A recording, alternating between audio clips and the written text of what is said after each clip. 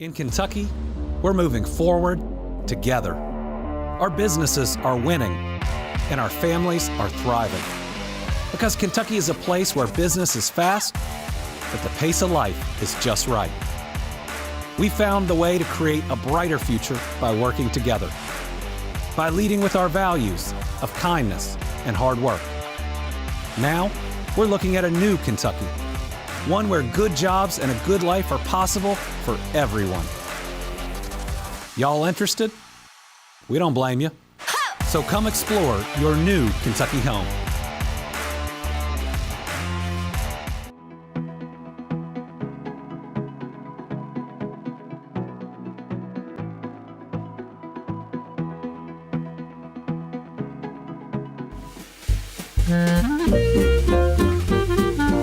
When a bakery with your name on it opens up 2 blocks from your house, you think the world and the universe is speaking to you. Turns out it's just calling you to eat everything that they make. Almond croissants coming at you. Welcome to Andy's. Hi. This is Andy. Yeah. You're also Andy. I'm the other Andy today. Both Andys here to serve.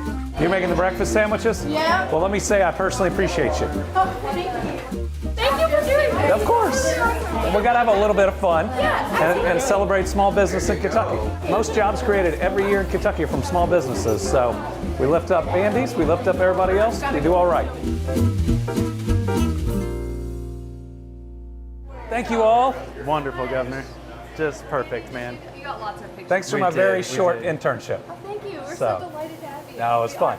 We It really was are. fun. This isn't just a big project, because we went back and checked the books. This will be the largest single investment in the history of West Kentucky. Let's thank this company again. It's going to bring the Paducah Gaseous Diffusion Plant back to life. Now, with America looking to supercharge emerging technologies like AI once again, it's us, it's our Commonwealth and our workforce that's being asked to step up for this nation. This is the story of Kentucky. The energy produced from our lands and from the sweat of our hard-working people helped grow our nation into a global economic powerhouse. As excited as I am of what's going on in Kentucky, record economic success, we must recognize we are failing to provide our children with the good start they deserve. Pre-K for all is a step we must take to boost our economy, to strengthen our workforce, to better educate our kids, and to put more money in the pockets of our hardworking Kentucky families. It is a win, win, win for our people. I know it's the right thing to do. As a dad and as governor, there's nothing more important than making sure that all of our children at least have the opportunity to succeed. We need Pre-K for all to make sure every child in every corner of the Commonwealth gets that chance.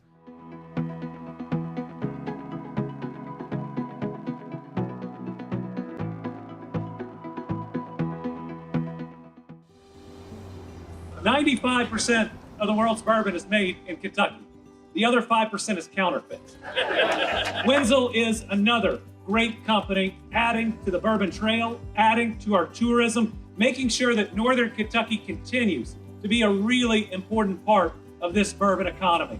We see people coming by the thousands every day and every week in Kentucky to be introduced to us and our way of life because of bourbon. They stay and go through our restaurants and our shops. It brings more people and more dollars to our community.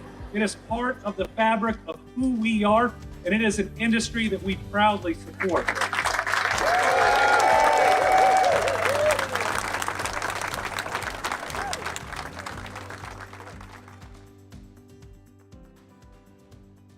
We're Kentuckians. We say hi to random strangers. It's not weird, we're just really nice. We're Kentuckians. It's not Louisville, it's Louisville. It's not Versailles, it's Versailles. Take that, France. We're Kentuckians. We know that 95% of the world's bourbon's made here, and the other 5% is counterfeit. We're Kentuckians. If we say, bless your heart, it ain't good. We're Kentuckians. We don't aspire, we twinspire. Oh.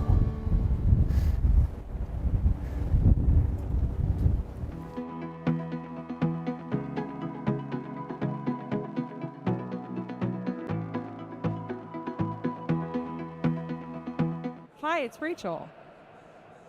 Stay tuned. The Team Kentucky update will start soon.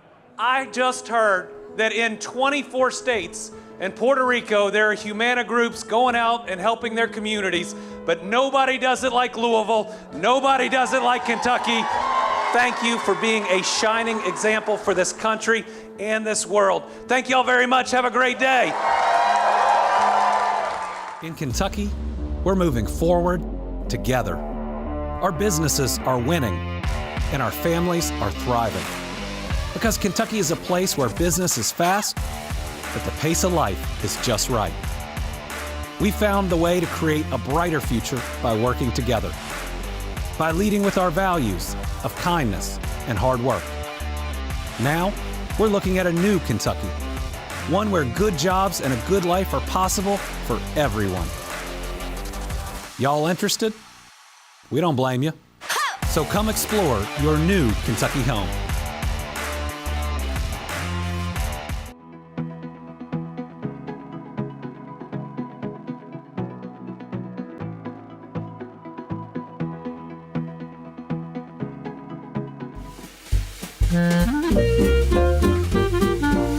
When a bakery with your name on it opens up 2 blocks from your house, you think the world and the universe is speaking to you. Turns out it's just calling you to eat everything that they make.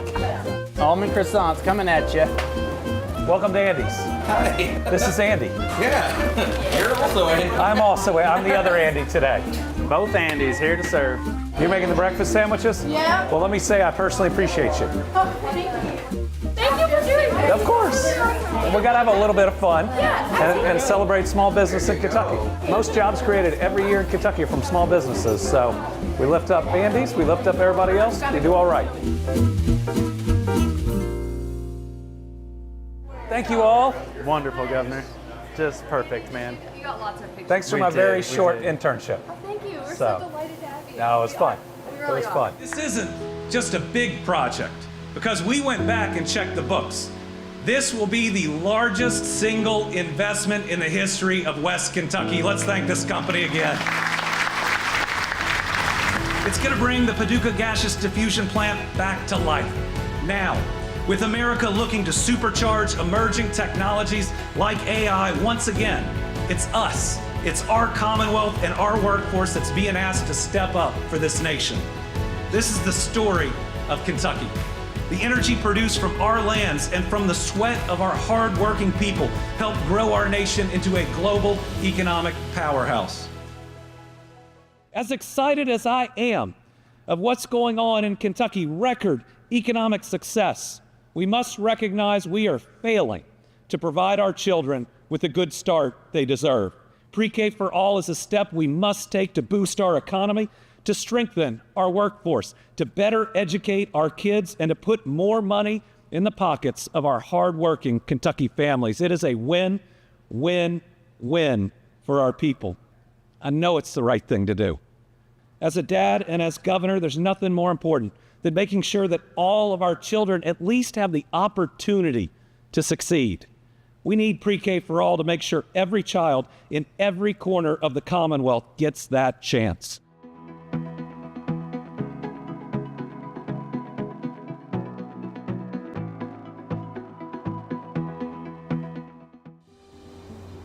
"95% of the world's bourbon is made in Kentucky. The other 5% is counterfeit." Wenzel is another great company, adding to the Bourbon Trail, adding to our tourism, making sure that Northern Kentucky continues to be a really important part of this bourbon economy. We see people coming by the thousands every day and every week in Kentucky to be introduced to us and our way of life because of bourbon. They stay and go through our restaurants and our shops. It brings more people and more dollars to our community. It is part of the fabric of who we are, and it is an industry that we proudly support.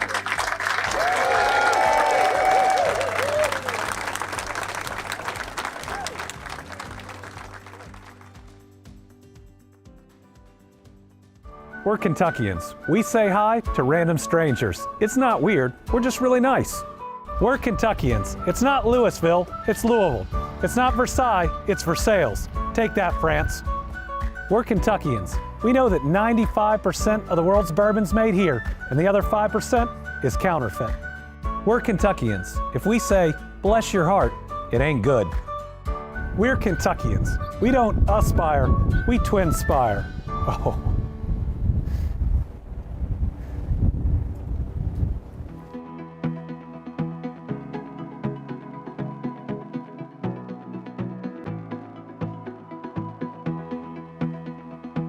Hi, it's Rachel. Stay tuned. The Team Kentucky update will start soon.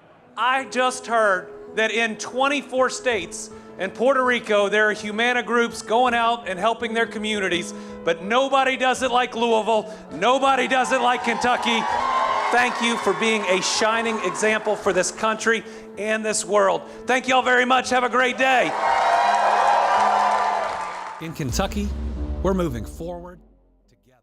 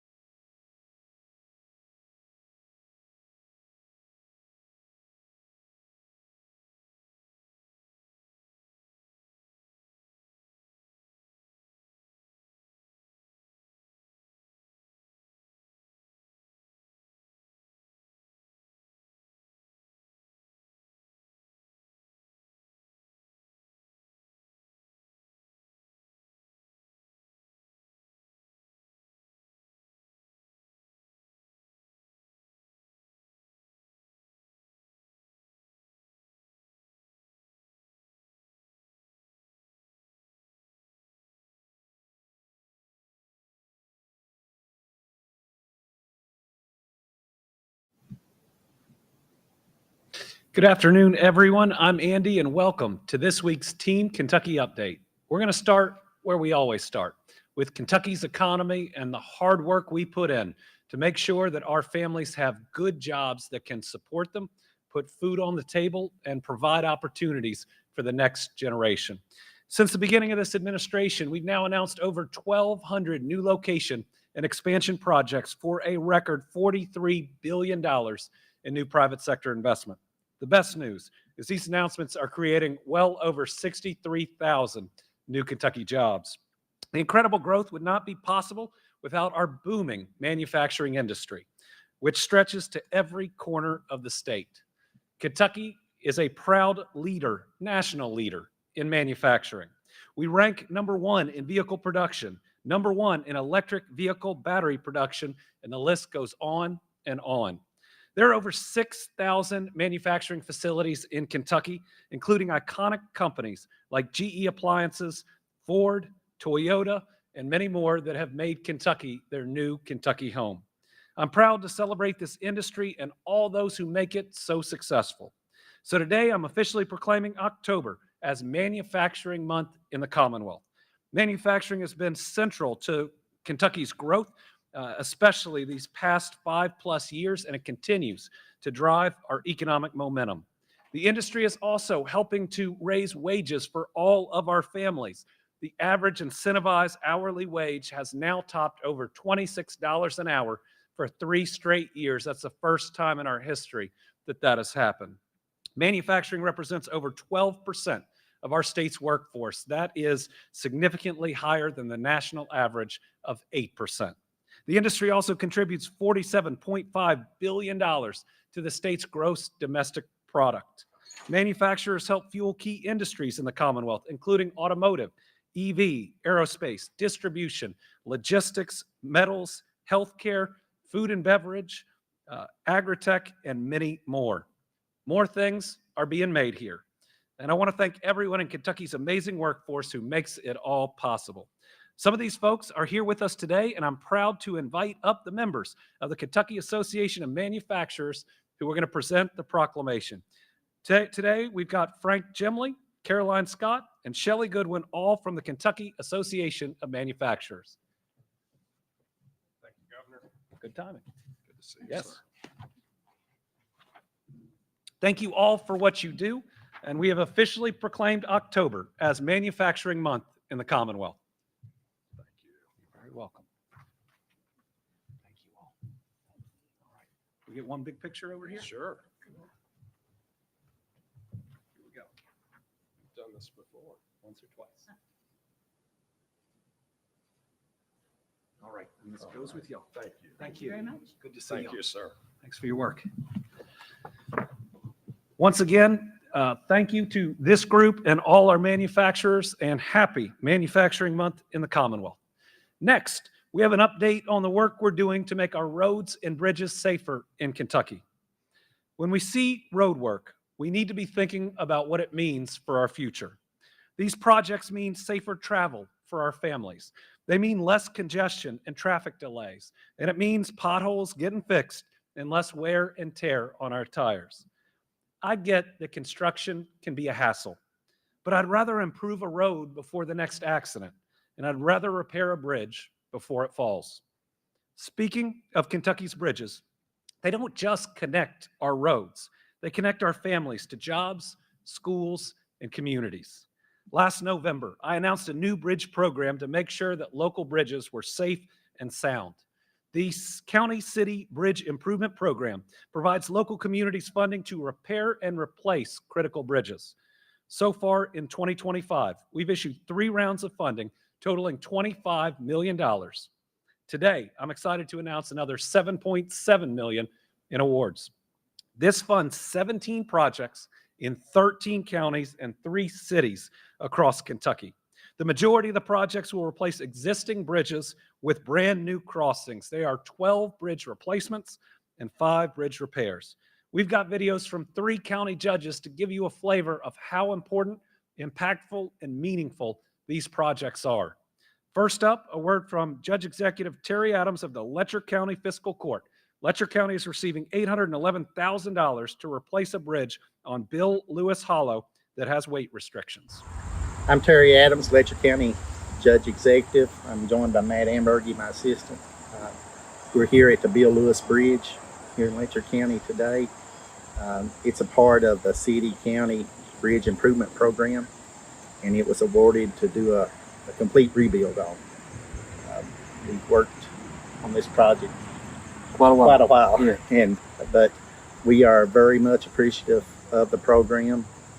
I want to thank Governor Beshear's office and Bobby Joe Lewis and all those from the Transportation Department that's helped us along this way. Locally, we didn't really have the funds to rebuild this bridge like it needed to be, and we are very much appreciative of the program and all those involved, the legislature, and just can't say enough about Governor Beshear's office and his staff for helping us along the way. Thank you to Judge Adams, both for his leadership here and also his leadership both during the flooding and in the rebuilding since. Next, Judge Executive Stan Humphreys of the Trigg County Fiscal Court. We're awarding Trigg County $620,000 to replace a bridge on North Tanyard Road. Hi, this is Judge Executive Stan Humphreys here in Trigg County. Standing here on what we call the Tanyard Road, and just talking about the City-County Bridge Improvement Program. We're standing here at a bridge that's going to be replaced here in Trigg County. I just got the news about that, and I want to just say thank you for the hard work and dedication it's taken to put this in action. I want to thank, of course, the Governor Beshear, the work he's doing, our Secretary, our Commissioner, Bobby Joe Lewis, Craig Cottle, and the Rural Municipal Aid staff. Also, I want to thank our District 1 folks over in Paducah, Kyle Pote, and all the folks who make this really a process. The legislature, for sure, making this program available to us, seeing fit that rural communities like ours don't get left out, have an opportunity to improve our roads and bridges through funding that would not be available to us locally here in the county. So just a big thank you from Trigg County. Appreciate the hard work, dedication. Keep up the good work. Thank you to Judge Humphreys, and I think he gets points in the video for being at the bridge, which also was the first video. Next, Judge Executive Timothy Graves of Washington County is receiving $900,000 for a bridge replacement on Sulphur Lick Road. I'm Timothy E. Graves, Washington County Judge Executive. I'm here on Sulphur Lick Road in front of a bridge that we applied for in the County City Bridge Improvement Program for replacement. It's been lowered to 3 tons. We're so thankful here in Washington County to have leaders like Governor Beshear and Secretary Gray, Commissioner Lewis, and our legislative body to fund programs like these. Small counties just cannot come up with the amount of money it takes to replace bridges this size. So we are very thankful from Washington County for these funds.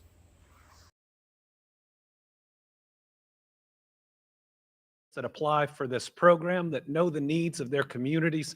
And it's been a great pleasure in this job to be able to work on a nonpartisan basis to address things like repairing our roads and bridges with these great local leaders.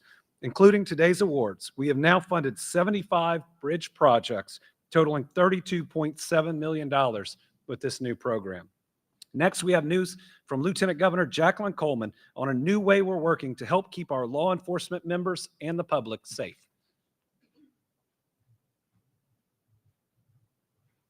Thank you, Governor. Last month, I joined the Kentucky State Police to break ground on the new driver's skill pad, which is expected to be completed by June of next year. This $2.7 million project will provide a safer environment for troopers, officers, and cadets. They will train in critical driving skills like high-speed pursuit and emergency response driving. These training exercises are designed to improve officer performance, reduce crashes, and enhance safety across the Commonwealth. And in true KSP fashion, the agency is collaborating by opening this facility to law enforcement from across Kentucky, saving them hours of travel for critical in-service training as well. This project has been a priority because our heroes deserve a safe place to enhance these skills so that they can be ready for any situation that they face. We ask a lot of our law enforcement officials. And while we are never truly able to repay them for the work that they do to protect us, one way that we can show our appreciation is by giving them the resources they need to be successful and safe in their work. The Kentucky State Police lost 37 heroes in the line of duty, with nearly half of those from vehicle-related crashes. For years, the agency has relied on borrowed facilities from Kentucky and in neighboring states to complete this essential training. The new skills pad will allow troopers to train year-round at their academy. So thank you to the Kentucky State Police Foundation for raising money for this facility, and thank you to the General Assembly for working with us to allocate the funding needed to make this project a reality. We have a video from the groundbreaking highlighting what this facility will mean to the Commonwealth. It's in Trooper Chrisman's honor and the 36 additional fallen KSP troopers and officers who made the ultimate sacrifice that we break ground on this skills pad today. When completed, this facility will not only serve every cadet, but also every trooper that comes through this academy. This new skills pad will provide a safer environment for our cadets and troopers to further develop and refine skills in high-speed pursuit, evasive maneuvers, pursuit intervention tactics, and more. That's why Governor Beshear and I have prioritized the opening of this top-notch facility. Our Kentucky State Police troopers will no longer have to travel long hours and sometimes out of state to complete this important training.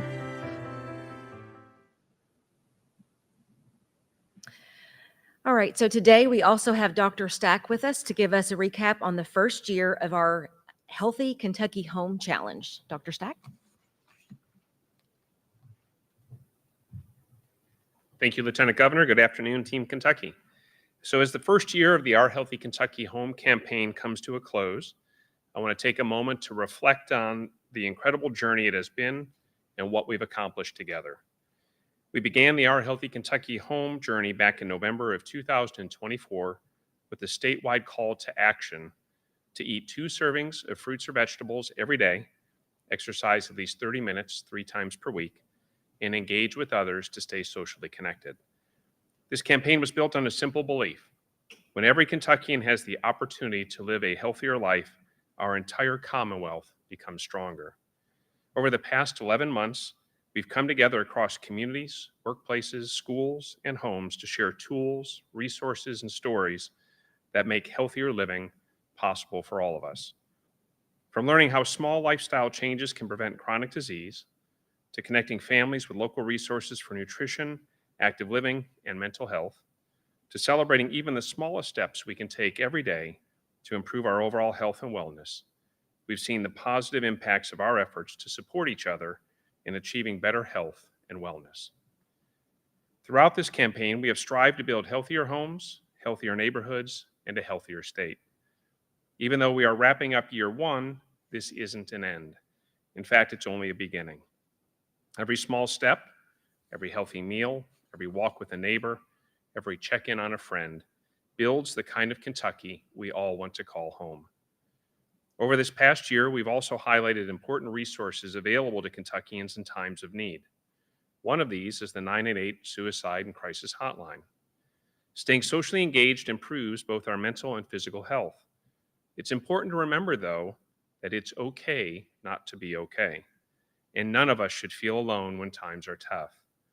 For those who may be experiencing a behavioral health crisis or having thoughts of suicide, the 988 hotline is available 24 hours a day, 7 days a week, 365 days a year to listen and connect you to help and support.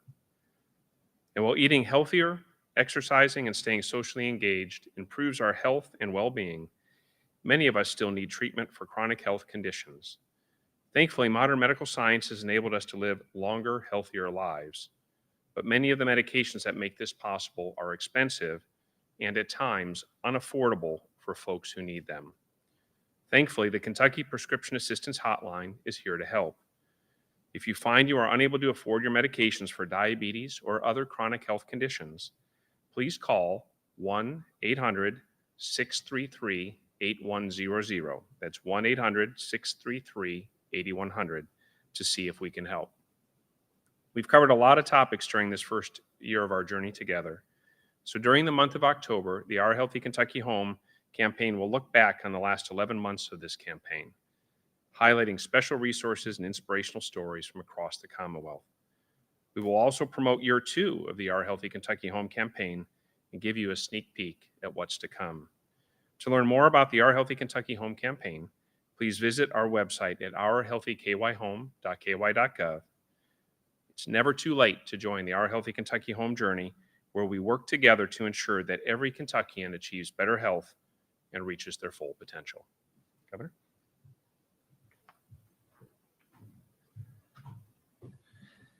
Last week, we hosted a second screening of Rising, a documentary from Team Kentucky. This tells the story of strength and resilience in Eastern Kentucky following the deadly 2022 floods.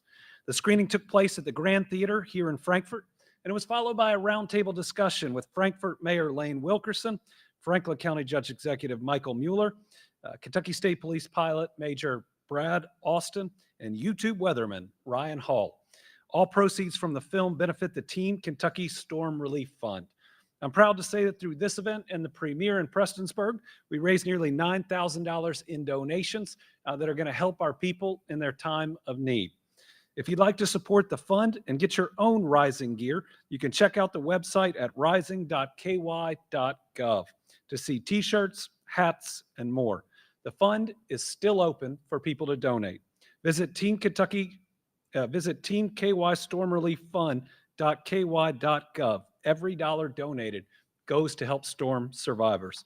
I want to thank everybody who attended both of these events. It is an inspirational documentary that I think reminds us that we can do difficult things if we work together. Now for an update on medical cannabis. Since taking office, my administration has been committed to providing access to health care and safe communities for all Kentuckians.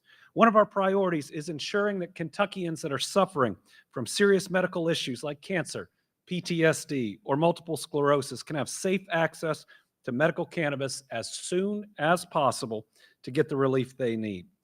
Today, I'm pleased to announce that while licensed operators are already growing safe medical cannabis, we're about to grow a whole lot more. This morning, after passing its final inspection, the Office of Medical Cannabis has approved another cultivator to begin cultivation activities here in Kentucky. And this one is a big one. Natural State Greengrass Canna Co. is a Tier 3 cultivation facility one of the two largest cultivation facilities in Kentucky. This facility is located in Madison County and plans a phased rollout of cultivation operations. They'll eventually expand to all 25,000 square feet of cultivation space. This operator and so many more will help us ensure for years to come that Kentuckians suffering from serious medical conditions can get the relief they deserve. And finally, for our Team Kentucky All-Stars, this is a pretty incredible story. Last week, Arlen Alvarez was in her home when she heard a scary sound. A woman experiencing a medical emergency had crashed a vehicle in her backyard. Arlen quickly jumped into action to help the driver. Soon after, Trenton Police Chief Henry Hamlet arrived. He saw Arlen working to break the car's windows and began to help her as a fire broke out in the car. After a lot of hard work to pry the vehicle open, the two rescued the woman before the car was engulfed in flames. They saved her life. That's what Team Kentucky is all about, helping neighbors and being there when our fellow Kentuckians need it the most. Arlen and Police Chief Hamlet showed incredible bravery in what was a very scary moment. Their selflessness and quick action made all the difference. And so I'm proud to name them our Team Kentucky All-Stars. Arlen and Chief Hamlet, thank you. All right, now to our journalists. We have one here in studio. We'll start with Karen from WUKY. Hi, Governor. Thank you. We're in day 2 of the federal government shutdown. How is it so far affecting Kentucky? We know employees obviously are being affected. What is this going to mean for programs in Kentucky? And for employees, are there any state programs that can help them make ends meet? So we are in day 2 of a federal government shutdown. You never want to see a government shutdown, and we are thinking about, and we should be checking on all those Kentucky families that work for the federal government that are currently furloughed and not receiving their salaries. It is going to be really difficult on them. But what we're seeing in Washington, D.C. Is Democrats fighting to keep the cost of health care affordable. What Republicans have done, and without intervention, what will happen is a loss of help for those that get their insurance through the Affordable Care Act marketplace.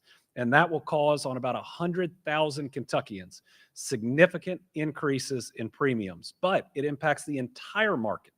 And so just about everyone's healthcare costs, which are already too high, will go up. Pair that with the significant cuts in Medicaid, where 200,000 Kentuckians are going to lose their coverage and 20,000 Kentuckians are going to lose their job. And what you see is people fighting so that the American family, the average American family, can actually pay their bills and see a doctor. So it's complicated and it's tough, but certainly we're thinking about each of those families. Most programs that come through Kentucky will continue. We've done it before. We'll do it again, but we'll be monitoring it day to day. And for those families, I'm hoping that neighbors will check in with them.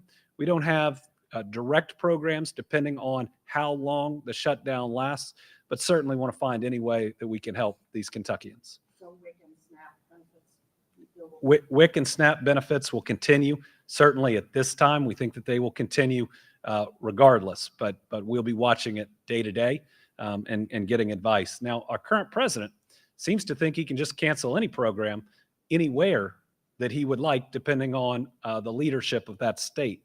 That's not legal. That will be challenged in court, but you can't negotiate through blackmail. And that's what's happening right now. If you don't vote the way I want you to vote, is what the president is saying, then he's going to cancel $18 billion in projects that are already ongoing. You can't do that. Congress appropriates those dollars. President doesn't have the legal ability, but it also doesn't create any space to actually be able to sit down at the table. And let me just say, if the president is going to fire thousands of federal employees, that's on him. He can't blame that on anybody else. Why? Because in other shutdowns, it hasn't happened. Our families are not a prop. They are not to be used as negotiating tactics or for leverage. And so I hope everybody knows that this president doesn't have to fire any federal employee. And if he does, it's because he wants to. Okay, next we have Zara from Bloomberg News on the line.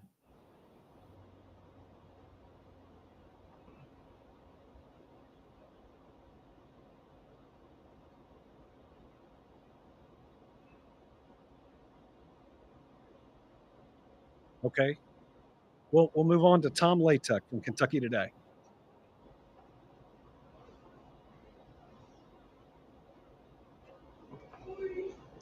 Federal government shutdown and your fear of the budget situation in Kentucky. How is both of these things together going to affect state government operations?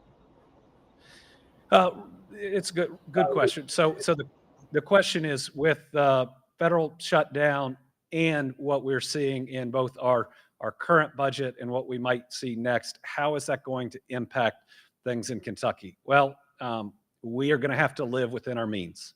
And as services and everything else now costs more, but we typically have a flat amount of money, what we're going to have to do is readjust certain programs like we recently have. None of us wanted to adjust the TANF payments, but there is a set amount of money for that program. Yet there are more families that qualify. And so either we were going to have to change that benefit or deny families from coming into the program and getting any help at all. These aren't going to be easy decisions, but fiscal responsibility is critical. We can't spend more money than we have. And remember, a budget sets an upper limit. You can't spend beyond it. And we've seen a number of programs where in the past, with maybe some flexible ARPA funds, we've been able to do more, but we don't have those anymore. And so that budget is a legal limit. We've got about a $300 million hole in our current budget, and that is almost directly caused by tariffs.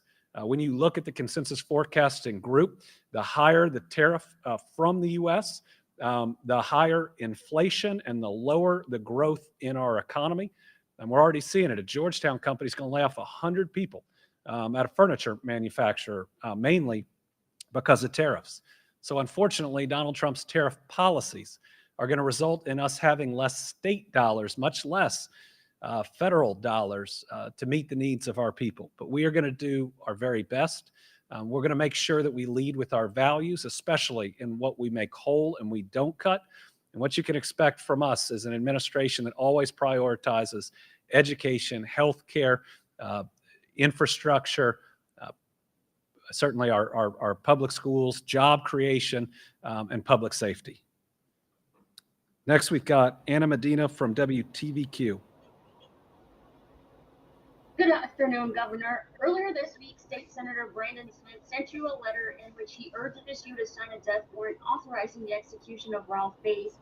As we know, Kentucky has not had an execution since 2008, adding that justice delayed is justice denied. So what do you say to Senator Smith and families who, so to speak, are awaiting justice? Yeah, the last order that came from the Franklin Circuit Court, the court that has stayed any future executions, capital punishment in Kentucky, said a number of things, but one of its holdings was we did not have a regulation that would be necessary before signing any death warrant. So that regulation is going through the process right now. It is filed. It is in the current schedule. And that's the step that had to be taken first under that order. And that's the step that's being taken. Isaiah Kim Martinez. Thank you, Governor. I was just curious what your opinion is on the supplement called Kratom, its use in Kentucky, and the laws and rules on the books to regulate it in the state. Yeah, Kratom can be very dangerous. It is regulated now under law by DPH, the Department for Public Health. Regulations are being composed right now. There is a team within DPH that does other tasks that's going to be able to monitor its sale across the state. And so we'll certainly need to be watching, but also regulating it firsthand. Next, Richard Essex from WDRB. Okay, Ian Hardwick from WHAS. Thank you, Governor Beshear. I talked yesterday to Louisville's mayor and police chief. They said they would be in support of having automatic traffic enforcement cameras here. I know that would take some legwork on Frankfurt's end to make that happen statewide. Is that something you would push for when the General Assembly reconvenes next year? Ian, would you ask that question again? We were having a little audio issue. Sure. Yesterday, I talked to Louisville's mayor and police chief. They indicated support for automatic traffic enforcement cameras. I know those are allowed in highway work zones, so it would take some work from Frankfurt to make that happen in other places. Is that something we'll support going into the General Assembly next year? Yeah, certainly we passed a law last year that allows us to have camera enforcement of traffic laws, especially speeding in construction zones. We have lost far too many Kentuckians, whether that's in our transportation cabinet or contractors, to people driving recklessly in a zone where Kentuckians are working and deserve to be able to go home to their families at the end of the day. I do support extending these throughout Kentucky and would work with the General Assembly on any changes or how we further expand them. Now, they can also free up law enforcement. And at a time when families aren't necessarily feeling safe in certain parts of the country, this is one tool where we can protect our people that are working on our roads and free up a law enforcement to be within our community. So we ought to think about how we use technology and how we can move resources to better protect both our folks that are out there working hard on infrastructure and also those that are worried about crime. All right, that is it for this week's Team Kentucky. We'll be back next week, Thursday at 1 p.m. Until then, do good things, be kind to each other. See you next week.